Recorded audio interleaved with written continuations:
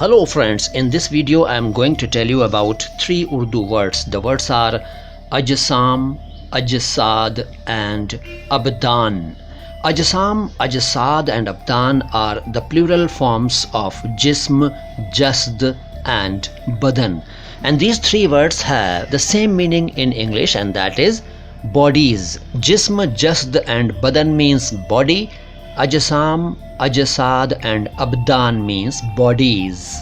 For example, we can say पसीने से दोनों जिस्म तरबतर हो गए. तो we can say पसीने से दोनों अजसाम तरबतर हो गए, और पसीने से दोनों अजसाद तरबतर हो गए, और पसीने से दोनों अबदान तरबतर हो गए. I hope you have learned three Urdu words today, isn't it? So please like, share, subscribe, follow and comment. Thank you.